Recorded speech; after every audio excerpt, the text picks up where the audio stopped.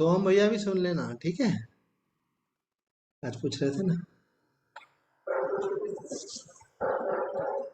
देखो, अनुष्ठान की विधि यह है कि आपके घर में जो भी मंदिर है, मंदिर में जो भी आपके भगवान के विग्रह हैं वहां पे, उन सब को एक बार अच्छे से वहाँ जो नीचे पहले भगवान को सबको एक साइड में रख के, और वहाँ जो नीचे आसन बिछा रखा ना, उस आसन को उठा लें वहां से। अच्छा धुला हुआ आसन बिछाएं, दूसरा पहले वाला मिला नहीं, दूसरा। और जो भी भगवान की मूर्तियां, उन सबको, नवरात्रि नया वर्ष शुरू हो रहा है, तब भगवान की मूर्तियां पूछ करके वहां पर रखें। और उसके बाद जो आप जिन इष्ट को आप मानते हो, अगर मानो ये काम किसी ने पहले कर दिया घर में, तो दूसरे को की जरूरत नहीं पड़ती है ना। मानो किसी की मम्मी ने कर दिया तो बच्चों को उतना काम कम हो जाएगा। तो जो भगवान की मूर्तियां हैं, फिर वो जो खास करके जिसकी आप पूजा करते हो, आपके गुरुदेव हैं अथवा जो आपके इष्ट हैं, उन मूर्ति को अगर वो पीतल की है, चांदी की है ना, और किसी धातु की बनी हुई है, तो वो उनको अच्छे से निला धुला दिया, रख दिया। रोज नहीं करते तो कम से कम साल में एक दिन, पहले दिन तो करना ही चाहिए। और उसके बाद में फिर क्या कर दिया, भगवान को रख दिया, उसके बाद उनको तिलक लगा, ठीक। और वहां पे दीपक जला लो। तो दीपक दो तरह के होते हैं, एक कर्मांश दीपक, एक आरती का दीपक। तो कर्मांश दीपक का मतलब होता है कि आप कोई कर्म कर रहे हो तो उसकी अग्नि साक्षी होती है। दीपक जला दिया आपने, जब से आरंभ किया और जब तक समाप्त करोगे तब तक वो दीपक वहां पे जलता रहेगा। उसके बाद जो है, अगर आपके पास पुष्प की व्यवस्था है, फूलों की, तो भगवान के सबको फूल चढ़ा दिए। उसके बाद भगवान को धूप धूप अर्पित कर दी, है ना। धूप धूप दे दो, अगरबत्ती दे दो, कोई वो अगरबत्ती का मना करते तो धूप दे दो। धूप दे करके वो जला दी, आपका बहुत बढ़िया पंचोपचार हो गया आपका। पांचवा रहता है फिर भगवान को भोग लगा। तो आप चाहे ड्राई फ्रूट रखो, चाहे फ्रूट रखो, चने चिरौंजी रखो, जो भी, वो भोग लगा दिया आप। बाद में जब भोजन बनाओगे, नाश्ता बनाओगे, वो तो खिलाना ही सही, पर अभी आप पूजा के साथ आपने ये कर दिया। ये हो गया पंचोपचार पूजा आपकी। गंध पुष्प धूप दीप और नैवेद्य, ठीक है। इतना हो गया। अब इसमें जरूरी नहीं है कि 5 उपचार ही करो, जितना आप कर सकते हो। अगर आप मनो स्नान करके तिलक लगा दिया तो भी चल जाएगा, पर दीपक तो जलाना चाहिए। और अगर आपको अगरबत्ती जलाना तो कोई सरल काम है, वो भी कर सकते हैं। फूल आपके पास अवेलेबल है तो आप चढ़ाइए। भोग आपको लगा सकते हो तो लगाओ, अभी नहीं तो फिर आप जब भोजन बनाओगे घर में, उस समय भोग लगा देना, ठीक। ये हो गया आपकी पूजा। पूजा के बाद साधक को करना चाहिए पाठ। रोज अपने क्या करना चाहिए, पाठ करना चाहिए। मानो उदाहरण के लिए आप हनुमान जी के भक्त हो, हनुमान जी का विग्रह आपके सामने रखा हुआ है, तो आपको चाहिए हनुमान जी को फिर हनुमान चालीसा सुनाओ। जय हनुमान ज्ञान गुण सागर, जय कपीस तिहुँ लोक उजागर। तो बल बुद्धि विद्या देव मोहि, हरऊ क्लेश विकार। भगवान कैसे हैं, बल देने वाले हैं, बुद्धि देने वाले हैं, विद्या देने वाले हैं। तो आप अगर उनकी उपासना करेंगे तो आपको सब कुछ प्राप्त होगा, मनोबल भी प्राप्त होगा, बुद्धि भी प्राप्त होगी। विद्या, अगर आप विद्यार्थी तो आपको विद्या का ज्ञान भी, और विद्या तो सभी को चाहिए, विवेक तो सबको चाहिए। तो इस प्रकार से आप उनका करो, अथवा जो भी आपके इष्ट है उनकी आप जो कुछ पाठ कर सकते हो वो पाठ कीजिए, ठीक है। पाठ हो गया। अब पाठ करने के बाद आपने कोई क्रम पहले से बना रखा है, बहुत दिनों से साधना करते हो तो कुछ ना कुछ क्रम रहता है। तो आपका क्रम बना हुआ है कि हम जो है एक माला गणेश जी की जप करते हैं, अथवा एक गुरु मंत्र की करते हैं, अथवा जो भी आप करते हैं, वो जो आपका नियम बना रखा है वो आपने कर लिया, ओके। इतना हो गया। अब आपको चाहिए कि जो आप करते थे वो तो कर लिया आपने, और नहीं करते थे तो आपकी शुरुआत यहीं से हो जाएगी कि दीपक अगरबत्ती सब जल गया, भगवान का स्नान हो गया। अब जो है आप एक छोटा सा पात्र ले लो, उसको बोलते हैं पंच पात्र। तो आप कटोरी समझ लो, उसमें जल रख लो, और हाथ में जल ले लो। अब जो हम बोल रहे हैं उसको लिख लो, नहीं तो या तो याद रखना। क्या, कि बिल्कुल सरलतम बता रहे हैं, अपना नाम बोलना है उसमें, है ना। मैं अपने लिए बोल रहा हूँ, आपको जहां जहां मैं अपना नाम बोलूंगा उस जगह आप अपना बोलना। मैं स्वामी असंगानंद अच्युत गोत्र में उत्पन्न, आपके जो गोत्र हो आप वो बोलते हैं। अच्युत गोत्र में उत्पन्न माता रानी की प्रसन्नता के लिए, आपके जो इष्ट हो आप उनका नाम लीजिए, कृष्ण है शिव है, की प्रसन्नता के लिए, उनकी कृपा प्राप्ति के लिए। और फिर जितना आपको जप का संकल्प करना है, आपने मानो बोला 10,000 माता रानी के अमुक मंत्र का जप करूंगा। अब आपने ऐसा बोल के जल छोड़ दिया। अब उसमें क्या क्या बोला आपने, एक तो अपना नाम बोला, अपना गोत्र बोला, अपने इष्ट का नाम बोला, आप जिनका भी जप कर रहे हो। हमने माता रानी बोला, आप कृष्ण शिव जो बोलना चाहे बोल सकते। और किस लिए कर रहे हैं, उनकी प्रसन्नता के लिए और उनकी कृपा प्राप्ति के लिए। कृपा में सब कुछ आ गया। आपने उनकी प्रसन्नता बोल दी, कृपा बोल दिया, सब आ गया। कई लोग बोलते हैं उनके प्रेम के लिए प्रीति अर्थम। और फिर जितना जप करना, अगर सपोज आपको 100 माला जप करना है 9 दिन के अंदर, तो आपने क्या बोला कि मैं, सॉरी, आपको 100 माला करना है, तो आपको बना बना 100 माला का मतलब क्या हुआ, 100 में एक जीरो लगाया, दूसरा जीरो लगा दिया, कितने हो गए, 10,000 हो गया ना। तो 10,000, तो आपने संकल्प में क्या बोला, 10,000, उस जो भी अपना इष्ट मंत्र है, बोला 10,000 इष्ट मंत्र का जप करूंगा अथवा करूंगी, है ना, स्त्री पुरुष के हिसाब से करूंगी, जल छोड़ दे। ये संकल्प आपका पहले दिन हो गया। अब आपका अनुष्ठान शुरू हो गया, ठीक है।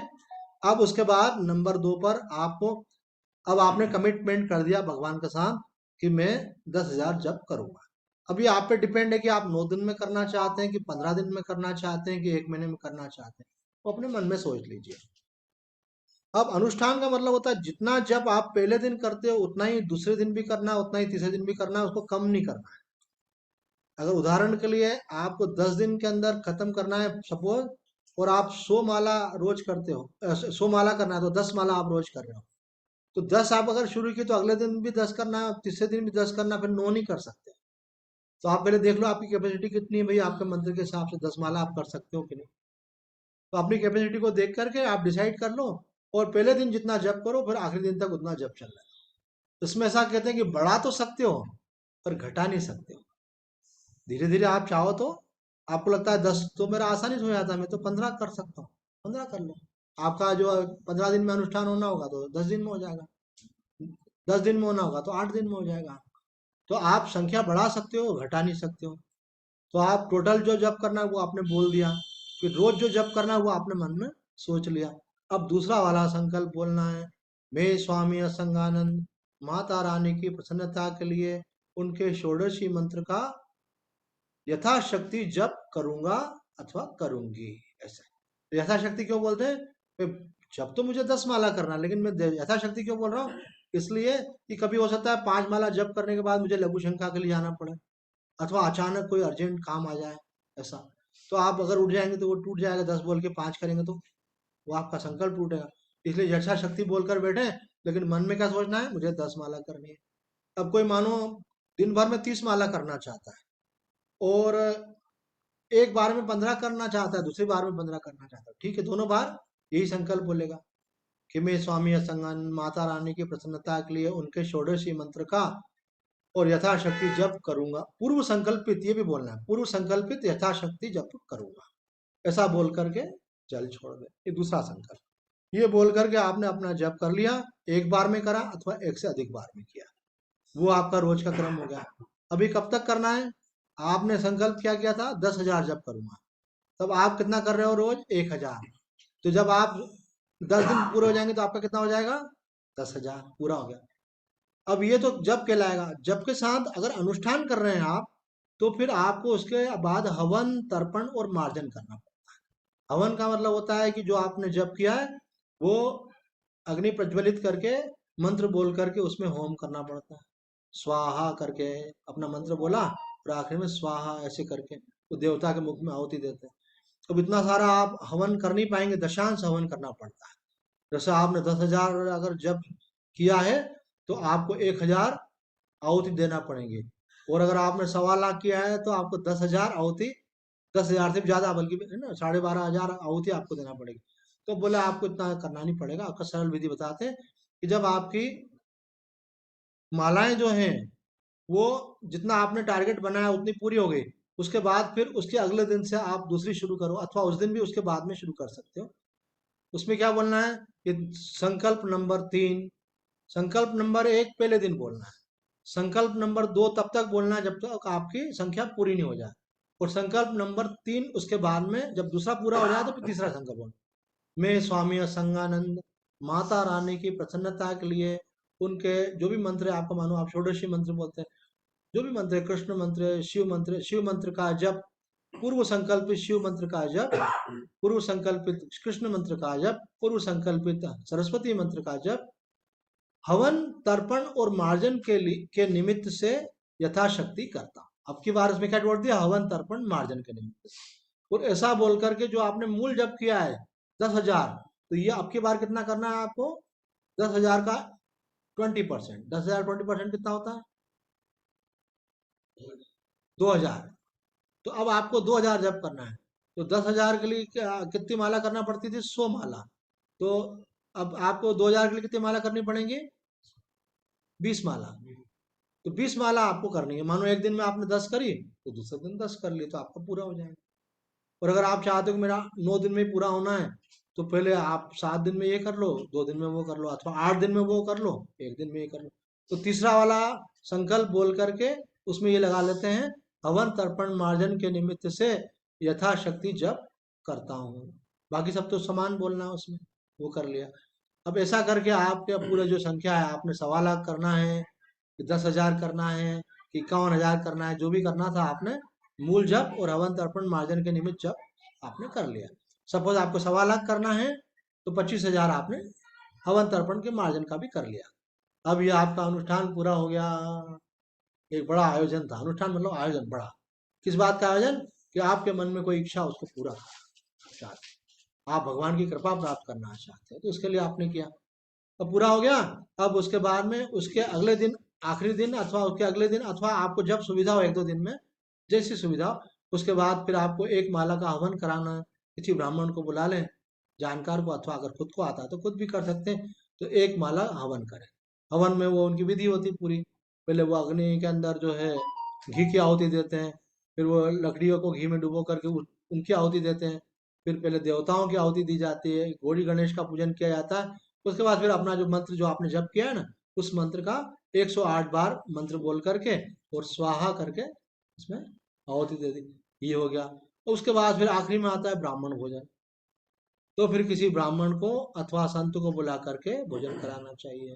अब किसी का व्यवस्था ही नहीं मानो तो उन्होंने कहा कोई बात नहीं, ब्राह्मण के घर पे सीधा भेज दो, आप ऐसा कर सकते हो। सीधा भेज दो, दक्षिणा दे दो उनको।